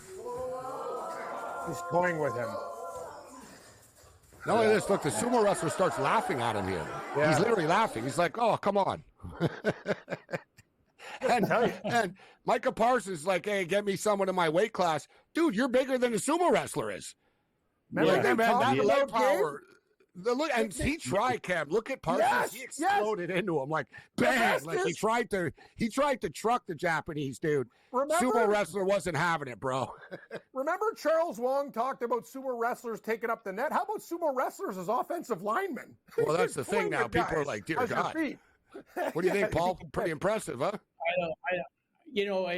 I don't think this. I think the sumo wrestler has got to be a guard because I don't think he's going to be able to protect the quarterback's blind side, though. I don't think he's going to be Good call, quick guard. That's really Yeah. strong belt. That's amazing. That's the thing. I know because we've talked about putting a sumo wrestler in a hockey net before, but it doesn't work. Like, they're not fast enough to I move. saw it. I retweeted it. It was amazing, and I don't think it's good for Micah Parsons' stock to have that get out there, but it did. No, I love it. Yeah. I love that he's out there trying this stuff in the off season. You know what I mean? He's having fun. He's working out. He's trying to get better and stuff like that. And he'll learn a move or two, right? He'll learn a move or two. That'll help him. All right, Paul. What are you looking at today for you, where you are right now? But the NBA action, overnight card. What are you looking at? So I played Phoenix, and this team has really struggled defensively. The last 9 games, they have given up at least 117 in regulation to the Bulls, that was, and an average of 124. They have lost 9 out of 11, 5 out of 6, just come off a tough loss to Memphis in overtime. They had them by 10 points in the third quarter. But I think they need a feel-good game. They had 5 guys over 20 points in that one. And New Orleans comes to town. They played previously. 126-124 game, very close. Brandon Ingram was the leading scorer for the Pelicans. He's gone. He went to your favorite team's city, the Raptors, okay? And Kelly Olynyk traded for. He's not going to play. And then you had KD was out for that one. So anyway, I just think Phoenix is going to have a comfortable win here. The total comes in at 236, and I think that's a soft number. I think fair value is 239, so I'm going over, and I'm going Phoenix. There's a local chicken pita sandwich shop in Toronto that signed Kelly Olynyk to a contract commercial. Then he gets traded. Every time one of these stiffs on the Raptors gets a local pizza deal, Cam, or something, they always get traded after.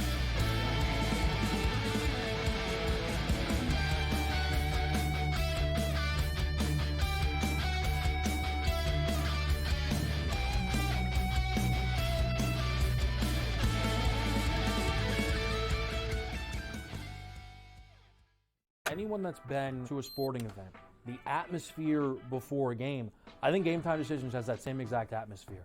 This is our arena.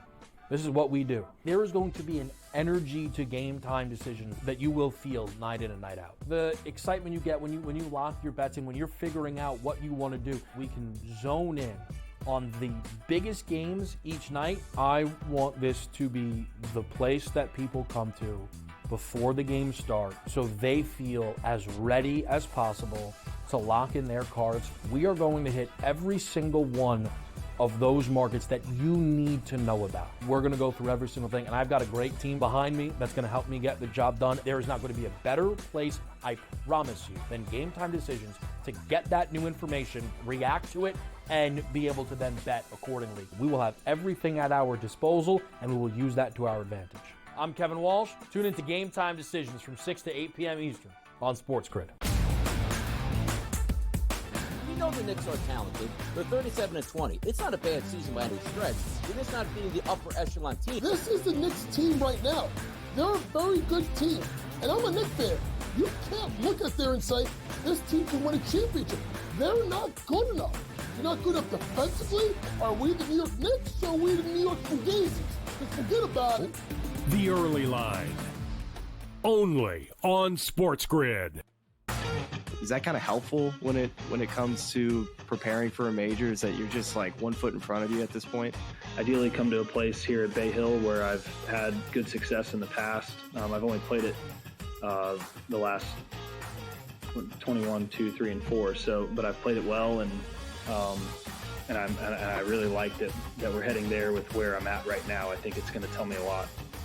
The Smiley Show, only on SportsGrid.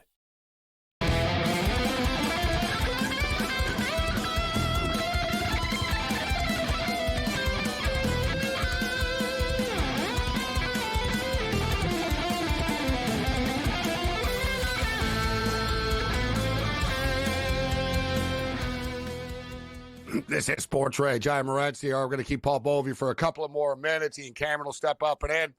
We've got another goal at the Crypt in Los Angeles as the Vancouver Canucks have taken a 2-0 lead on the LA Kings tonight. So our under 5.5, our Vancouver Canucks money line, and our Canucks plus 1.5 are all in play right now. 2-0, 6:53 left in the second period of play. One thing with the Canucks, though, even though they're winning 2-0, it's a problem for them, and it's not going to change. Like, it is what it is. I talked about it last year with them, where they used to get outshot all the time, but they would score. Like I said, it's unbelievable. Like, this team, like, they would, like, have, like, 12 shots on goal in the first two periods, but have, like, 4 goals. They had an incredibly high score, like, shoot-to-score rate. It was impossible to keep up. Like, people wonder, oh, the locker room turmoil. It's like, no, they just don't score as much. Like, right? And like they were, the goals expected level was like higher than what it should have been. And now it's down to like more reality. Last year they scored a 13% rate. Now it's down to 10%. And that's a big difference. Like it's like 2.56 to like 3.2. Good call, Gabe. That's Nashville's problem. They just can't score goals. Like, it's one of those situations. Well, Nashville have a million problems. They're just a terrible team. But the Vancouver Canucks tonight, they're winning 2-0. They only have 8 shots on goal with 6 minutes left in the second period. Like, it's a legitimate problem for them that they just have to deal with, and they're going to have to correct from a X and O standpoint moving forward. But all right, Paul. So talking about the Phoenix Suns, the game tomorrow, we were going into the break. We got about 3-4 minutes here, so let's recap the 2 NBA plays you already got in. You're playing the Cav game, or what else are you playing? Phoenix Suns. Yeah, I'm back on. I don't know if you guys can hear me, but I'm back on. Yeah, we got you. I lost. Yeah. Okay. Yeah. So I'm playing the Cavs against the Celtics. These teams played 3 times this year so far, and it's 2-1 Celtics. But in those 2 games, which were by small margins, I believe it was 5 and 7, the Celtics outscored them by 36 and 21 from beyond the arc. And Cleveland is actually the more efficient 3-point shooting team. They shoot 39 from beyond. The Boston shoots 37. So I don't think you can count on that kind of an anomaly on Friday when they play. I'm going to go with the Cavs. I think they're the better team. And you guys were talking yes, no's on golf. And I like the no on the Celtics. I would lay up to 250. Circa has it at minus 280. I don't think the Celtics are going to win the championship. I don't think they're going to get by Cleveland, and I don't think they're going to get by OKC. I think they were a little fortunate last year to take it all down, and I like Cleveland when they play hook up on Friday night. One thing with the Cavaliers are the real deal, this team. Like, they really are. They have it all.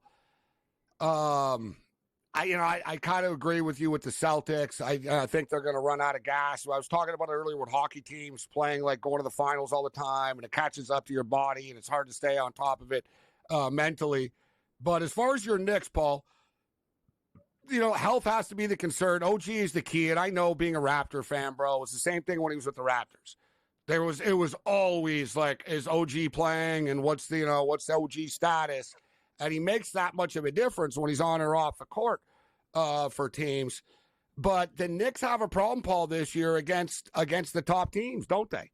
Right? I mean, they're beating everybody else. Forget about covering spreads, but they've really struggled against the Celtics, the Cavs, the Celtics, the Cavs, and Oklahoma Cities of the world this year. The top teams, what are they, like 0-7 against the top teams? Yeah, Gabe, I understand and I agree. And I appreciate everything that Leon Rose did in putting this team together.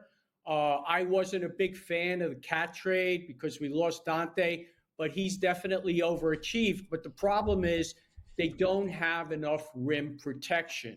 Without Mitchell Robinson in the lineup, even with OG, under the assumption that he is healthy into the playoffs, which he wasn't last year, they're going to have trouble preventing these teams from getting inside because Cat, look, he's not the best defender, but you put Mitchell Robinson in there, but he is like Joel Embiid. He's glass. You cannot count on him. And frankly, it just hasn't worked so far. So we'll see what happens. But look, they're going to need a guy in the middle. Hopefully Robinson gets healthy. Paul Bovey, great stuff as always, Paul. We got the NCAA tournament around the corner. We'll see if you come up with any bracket busters for us from one of the many schools. You went to a billion schools. You're going to have a few of one in the tournament somehow.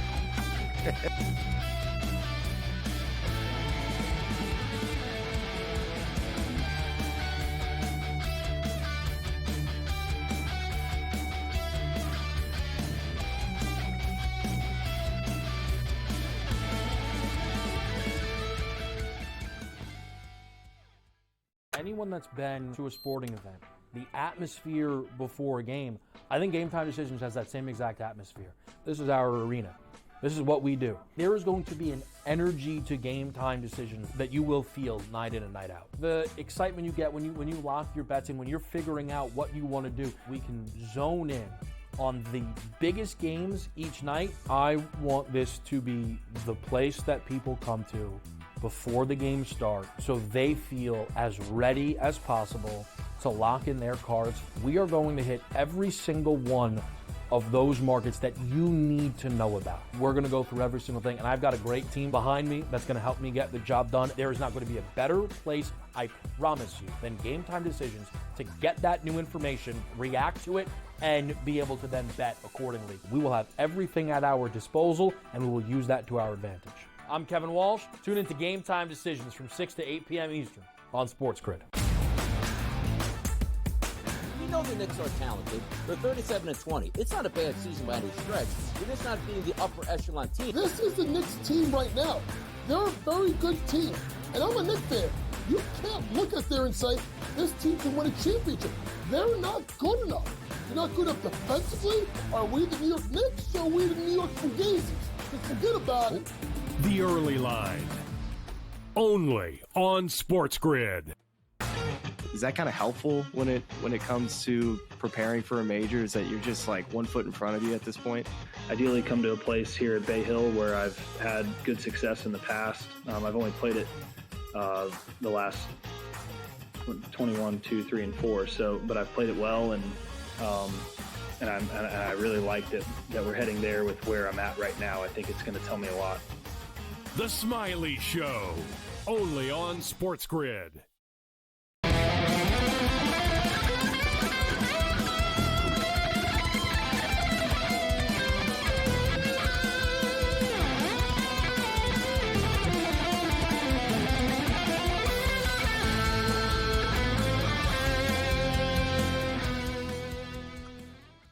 This is SportsRage. I'm Morency. Thanks to Paul Bovey for joining us on the SportsGrid Radio and Television Network, Sirius XM, Channel 159. NCAA tournament is around the corner, but we had some real madness tonight already. Of course, Michigan State wins at the buzzer, and it was Maryland's fault. It was 55-55, and literally, it's 55-55. There's like 4 seconds left. Maryland has the ball, but the dude on Maryland shot too soon.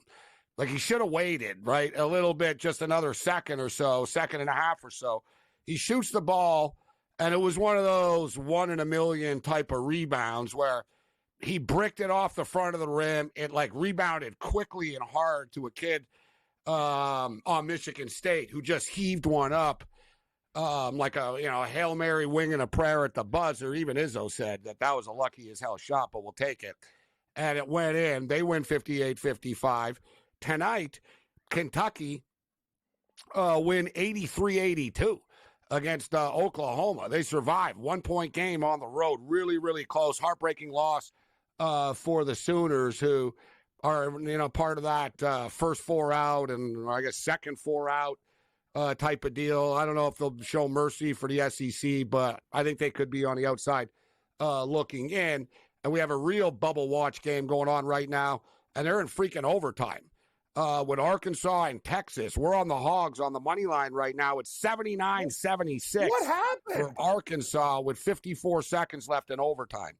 The Hogs were killing them, Gabe, early. I remember because I was looking at them like Arkansas is taking these guys out to the woodshed. That's tough, man. If they lose this game, that's a monumental collapse. They were up double digits. BYU's rolling Arizona State. BYU's really just on fire. One thing I want to get in on this game, it started right before the show, started. But the thing with BYU, they've been killing teams. They've been winning at home. Now they go on the road. They get that big win in Arizona the other day. And then plus they had the taunts and the chants and stuff at the end of the game. They're still in the state of Arizona now. You saw it with the booing of the national anthems and stuff for the Four Nations. It just inspired the other teams. And I knew tonight, I was like, BYU are going to be in a bad mood tonight. like they're already killing teams. Now you insulted their faith. You chanted this stuff. They're still in the same state. They're just going to take out their frustration on Arizona State, who aren't that good. And here are BYU up 91-74 right now with a minute left. We should note, Ohio State are rolling USC 52-38 at the half. Boise State are up 37-31 on Utah State at the half. The Beavers are up 20-15 on the Dons, 8 minutes left in the first half. And SMU are up 31-19 on Cal with 6.5 left in the first half. Ian Cameron, Babano. What's going on, Babano? What do you think about this late-night college basketball card? It's going well for me right now as far as assuming everything holds the way it is right now. We like BYU. We have the over with the Ohio State USC game. USC's been an over machine. They just keep getting involved in a lot of high-scoring games. They score a lot, but they don't play much defense, and the Buckeyes and the Trojans are flying over the total right now as we speak. 90 points at halftime. They're 52-38. Boise and Utah State's a good game. I laid off that game, but I did lean to Boise. I'm on Oregon State, and I'm on the over with SMU and Cal. I probably should have taken SMU. It seems like there's a big gap between them and Cal. The only thing I was concerned about was the long travel spot to the West Coast. But they're better than Cal, and they're showing it so far. They are, but I got a feeling Cal, they're getting 12.5 right now. I wouldn't write Cal off in this game. As you stated, it's been a good start for them. I brought up the numbers. Cal and Stanford are a combined 2-13 on the road in ACC play, and they're 10-4 at home. As you stated, it was like football. Teams do struggle when they go out to the Bay Area to play Stanford and Cal this year, but SMU are a much better team. All right, in the NBA game, the Rockets are killing the Spurs 101-79 right now, and in the NHL game, 2-0 for the Vancouver Canucks and 2-0 for the Colorado Avalanche right now. 15.5 left in the Avalanche and the Devils, and 151 left in the second period. Vancouver, I'm not going to say Vancouver playing great tonight, right? It's the one thing with the Vancouver Canucks. People overreact and sort of, or overreact or underreact to they're very consistent in the way they play. I was saying it earlier, Babano, they don't get a lot of shots on goal, this team, right? They have the second fewest shots in the NHL on goal. Look at right now, they got 12 shots on goal with 2 minutes left in the second period. Right? It's the puck went in a couple of times for them. They scored on the power play. Lankinen is playing well tonight, but they're playing like they usually play, to be honest. They did get Hughes back, which was a late surprise. A lot of people didn't think he was going to play. He was in, he was out. They still could blow this, but good start for the Canucks right now, Babano. No, they're playing well. They're revitalized with the return of the captain. At least defensively, they're playing well. They have to generate more shots. I mean, they're fortunate to be up 2-0 because they really haven't generated much, but they've taken advantage of the chances they've gotten. Their penalty kill's been good. Kings haven't done very well with the power play tonight. And look, this is the way they're going to try. Even with Quinn Hughes back, and he's going to help them offensively as far as get the puck up the ice, start the rush. This is still a team that's going to try to win low-scoring games. They have played a very low-scoring, tight-checking brand of hockey for a while, Vancouver. That's the way they have to survive right now. Gabe, you know one thing about the Canucks, too? They play to the level of their competition a lot. They own Toronto this year. Versus top 15 teams, look at their record. What are they, 26-18-11? That's what Vancouver, I like them in tonight's spot, and I know the Kings have been on fire at home, but these are the type of games Vancouver shows up against good teams. This is they're a very weird hockey team, but against the upper echelon, they can do well. So maybe a good spot. We're all on them. Well, they've lost the both games they played since coming out of the Four Nations. So tonight was sort of a serious line in the sand game for them. They needed to win. So they haven't won the game yet, but they've done a pretty good job of every Especially time. with what Calgary's doing this week. My gosh, the Flames. Oh. Yeah, exactly. There's a lot of hockey left, though. I brought it up about the Canucks starting tonight, bro. 50 days left in the regular season for them. No. Like, it feels like the playoffs should be sooner. They're not. Like, there's still 50 days left for the Canucks and everyone else. They play 25 games in 50 days coming up, so a lot of stuff can happen. We'll hit the will they make the playoff odds after. Hopefully they're up right now because they're playing, but I do believe that the Canucks will make the playoffs when it's all said and done over the Calgary Flames. I think the Flames are streaky and stuff, but I think the Canucks will do enough and to get past the Flames. That's my prediction. It's going to be interesting. I know my colleague disagrees, Alex. He's got a Canucks to miss the playoffs ticket, and he likes Calgary to make it instead of them. It'll be interesting to see how. The one thing that concerns me about Calgary here is scoring depth and that blue line, which is still outside of Weegar, outside of Rasmus Anderson. There's still some question marks there about the depth of that Flames blue line. One thing they're doing, though, is they're getting good goaltending, and this blue line, the guys other than those two I mentioned have played really well. Now, are they going to keep playing well as the games get more important, as the games get more critical? That's going to be the big test for them. Well, think of the Calgary Flames. They've done what they've done with hard work. Like, they just grind. Like, you know what I mean? They're grinders. They remind me of last year's how good Weegar and Rasmus Anderson are. Those are really good defensemen. What about really Kadri? Good. The guy's on fire, dude. Like, honestly, Nazem Kadri does everything. Like, Gabe's right. Like, and I watch this team play. They put their hard hats on. They never get outworked. I got to hand it to this organization. Like, people projected them to be like bottom feeders, but the Calgary Flames always give you an honest effort. Wolfman's pretty good in net, too. Oh, Wolves having a great year for them. The Canucks, though, are only 1 point behind them right now. And if they win this game, suddenly they would catapult them. So it's that close. It's going to be a battle. I still think the Canucks have a run. Maybe I'm being a little bit overly positive, but they're not a bad team, the Canucks, and really, they've had a bad year. Like, nothing has gone their way. They've had a lot of players that haven't played well, and they're still right in it.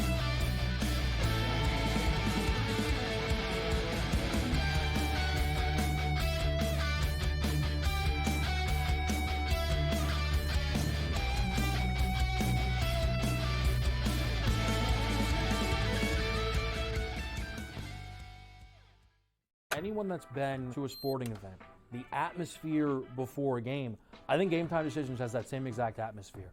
This is our arena. This is what we do. There is going to be an energy to Game Time Decisions that you will feel night in and night out. The excitement you get when you lock your bets in, when you're figuring out what you want to do, we can zone in on the biggest games each night. I want this to be the place that people come to before the games start so they feel as ready as possible to lock in their cards. We are going to hit every single one of those markets that you need to know about. We're going to go through every single thing, and I've got a great team behind me that's going to help me get the job done. There is not going to be a better place, I promise you, than Game Time Decisions to get that new information, react to it, and be able to then bet accordingly. We will have everything at our disposal, and we will use that to our advantage. I'm Kevin Walsh. Tune into Game Time Decisions from 6 to 8 p.m. Eastern on SportsGrid. We know the Knicks are talented. They're 37-20. It's not a bad season by any stretch. They're just not being the upper echelon team. This is the Knicks team right now. They're a very good team. And I'm a Knicks fan. You can't look at there and say, this team can win a championship. They're not good enough. They're not good enough defensively. Are we the New York Knicks or are we the New York Fugazis? Just forget about it. The Early Line. Only on SportsGrid. Is that kind of helpful when it comes to preparing for a major? Is that you're just like 1 foot in front of you at this point? Ideally come to a place here at Bay Hill where I've had good success in the past. I've only played it the last 21, 2, 3, and 4. But I've played it well, and I really liked it that we're heading there with where.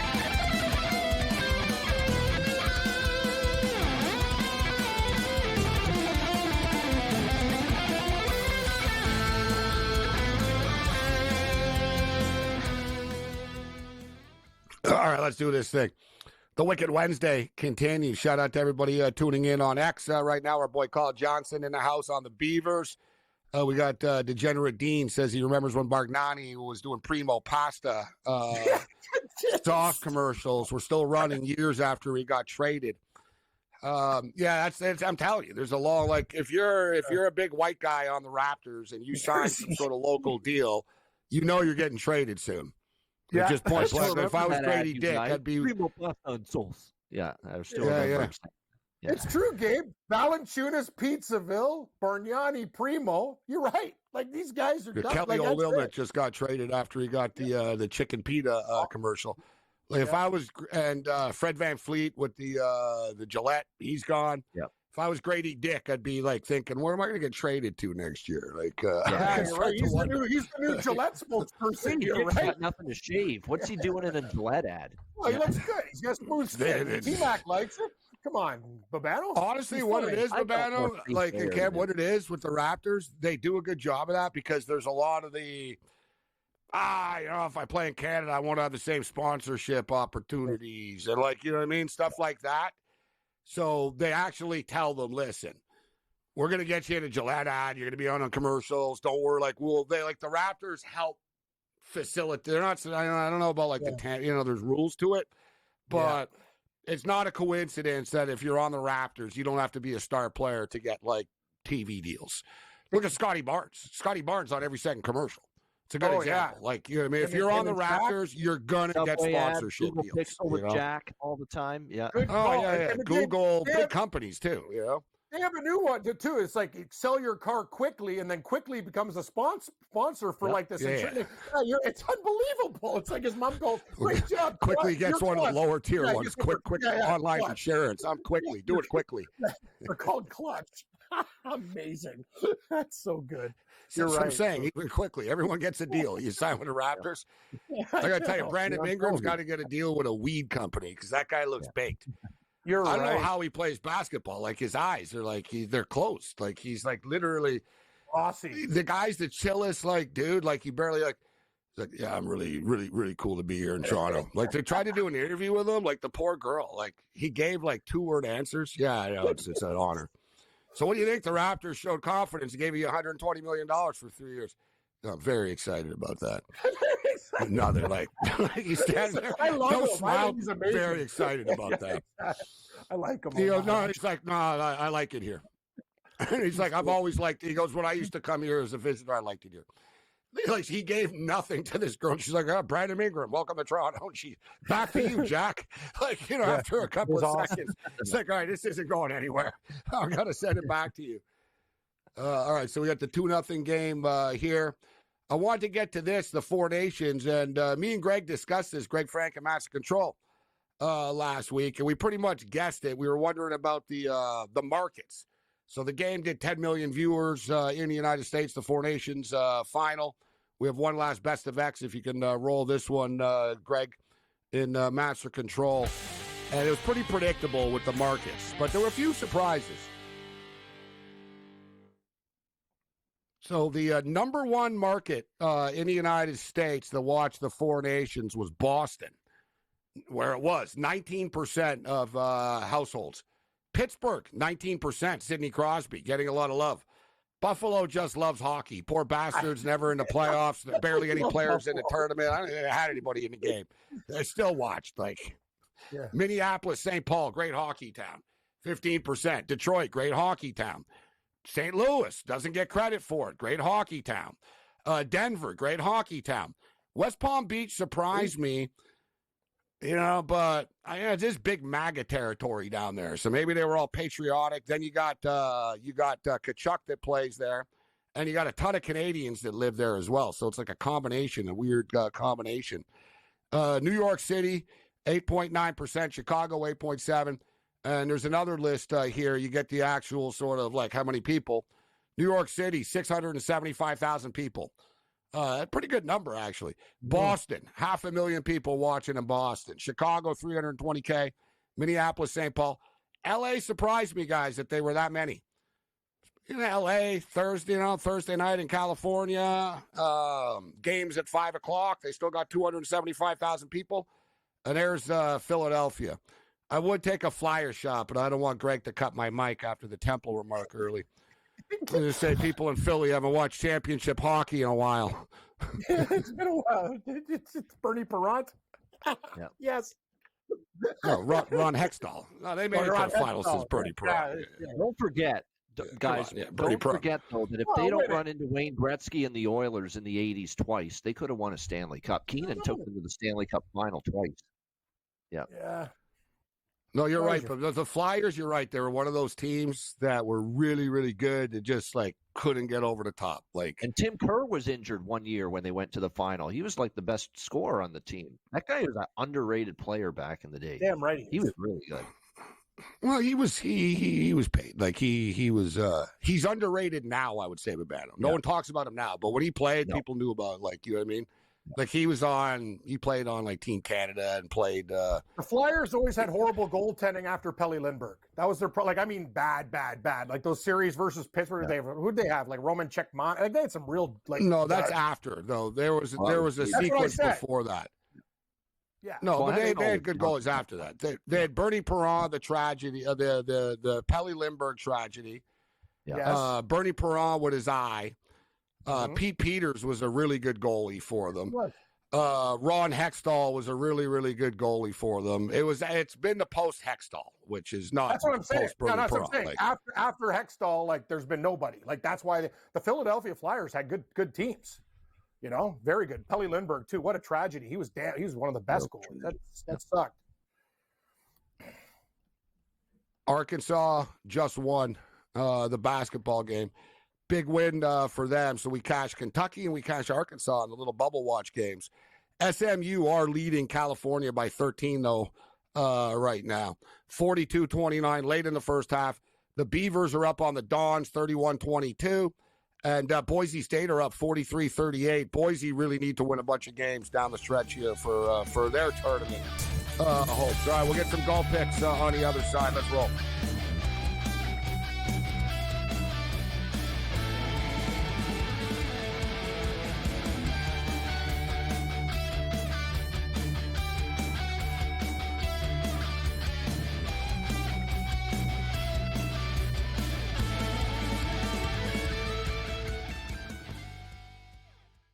Anyone that's been to a sporting event, the atmosphere before a game, I think Game Time Decisions has that same exact atmosphere. This is our arena. This is what we do. There is going to be an energy to Game Time Decisions that you will feel night in and night out. The excitement you get when you lock your bets in, when you're figuring out what you want to do, we can zone in on the biggest games each night. I want this to be the place that people come to before the games start so they feel as ready as possible to lock in their cards. We are going to hit every single one of those markets that you need to know about. We're going to go through every single thing, and I've got a great team behind me that's going to help me get the job done. There is not going to be a better place, I promise you, than Game Time Decisions to get that new information, react to it, and be able to then bet accordingly. We will have everything at our disposal, and we will use that to our advantage. I'm Kevin Walsh. Tune into Game Time Decisions from 6 to 8 p.m. Eastern on SportsGrid. We know the Knicks are talented. They're 37-20. It's not a bad season by any stretch. They're just not being the upper echelon team. This is the Knicks team right now. They're a very good team. And I'm a Knicks fan. You can't look at there and say, this team can win a championship. They're not good enough. They're not good enough defensively. Are we the New York Knicks or are we the New York Fugazis? Forget about it. The Early Line. Only on SportsGrid. Is that kind of helpful when it comes to preparing for a major? Is that you're just like 1 foot in front of you at this point? Ideally come to a place here at Bay Hill where I've had good success in the past. I've only played it the last 21, 2, 3, and 4. So, but I've played it well, and I really liked it that we're heading there with where I'm at right now. I think it's going to tell me a lot. The Smiley Show, only on SportsGrid.